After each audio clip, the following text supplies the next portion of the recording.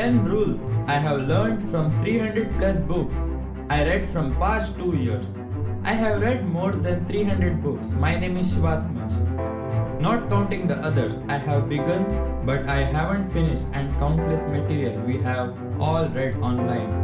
I have read about subjects ranging from Buddhism to business, philosophy to science, and authors ranging from feminism to pick-up artists. I have read old books, new books, books with illustrations ranging from fancy maps, a lot of books that I have got nothing from, and a handful of books that I still love. 90% of this was non-fiction. Here's what I have learned in all that reading time. 1. Truly good books are few and far between, and so they are priceless. There are two camps of good books and both of them are rare. The first one is good stuff. They are delivering a message that stands on its own publishing. Just needs to be strong enough for you to read. The second one is strong art. It doesn't matter how good the material is because the content is so beautiful that it's all but singing of the spirit. Writing that provides both, it should have been said, is also incredibly rare and precious gem irrespective of the direction you are going through. The really good book is something to cherish. 2. Conversely, that's a lot of garbage out there. Business books, a theoretical fluff written by people who have never done business directly. Authors have read about someone doing the thing. They are consultants on the thing. They are researchers on the matter. Their academics or entrepreneurs are nothing, or heads of organizations, and they make it their job to collect all the information they taken from the other people's actual business and pass it off as expertise, like some chair anthropologist documenting life in the Congo business he's been once, so now he's knowing. In other words, most of shit is sold in airport bookstores. There are a truly unfortunate number of these books before I got fed up enough to swear them off forever, like dumping that big talk lover who promises you the moon but just leaves dirty laundry everywhere. Reading easily becomes just another form of consumption and procrastination. Yes, there is research on how to make our brain smarter and the most effective people read voraciously.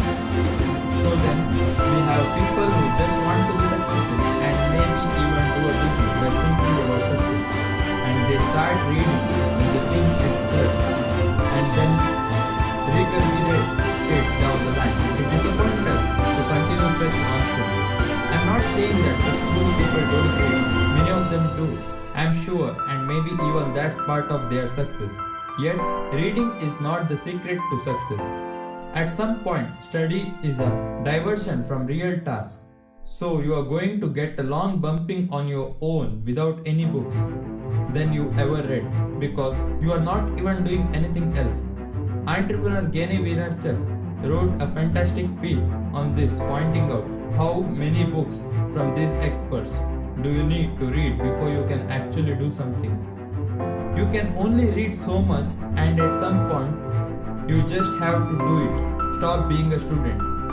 4. If you are reading for growth, read to get answers on specific questions. From healing books to engineering books to answering the problem of design, books are an excellent tool for specific questions. When you get enough of a response to take action, stop reading and start doing it. Otherwise, as one of the co-founders of two firms once put it, it would become academic practice. 5. Listen to people who actually first-hand experience the thing. Take the autobiography over and biography. Try to get to know the person. Try to understand their method of thought. Take the first-hand account of poor writing about flowery nonsense that doesn't say anything anymore. Many of the favorite non-autobiographical pieces are still being first-hand. The latter contains a chapter on leadership, which is by far one of the favorite pieces on management theory. As well, and aside, the only few pieces on the same level as the first-hand accounts are well-researched and rich books on the human mind. 6. Context and timing is king. Perhaps we would like a book in the end, but we are just not ready for it. Or it's not the right time right now. A guy once let me borrow his copy of Cherish that might not be where you have right now. He was right, I didn't finish. Maybe someday it might offer something, but it didn't then. That was also true of philosophical overall. When we first tried to walk through its open side door in the early 20s, we felt like we are in the midst of heated argument with big words and no contest. And philosophy isn't a discussion where many are willing to pause to bring you up to the speed. But when we go back to philosophy a few years later with very specific questions that we want answers to, we are going to have a much more fruitful experience. 7. Confirmation bias. The risk of influence and the fact that no writing can totally objective. Writers are people. Be careful what you read. Be careful of what you have read. No matter your point of view, you can find a writer who agrees. There are feminist writers, there are man-hating writers, and there are self-sabotaging writers who use big words like strong women, while at the same time putting themselves off with the task of winning a man. You can find angry writers, sex writers, deceptive writers, depressed writers, writers of all walks of life. So if you are looking for someone to make you feel validated, you can do that. It doesn't make any opinion your own, right?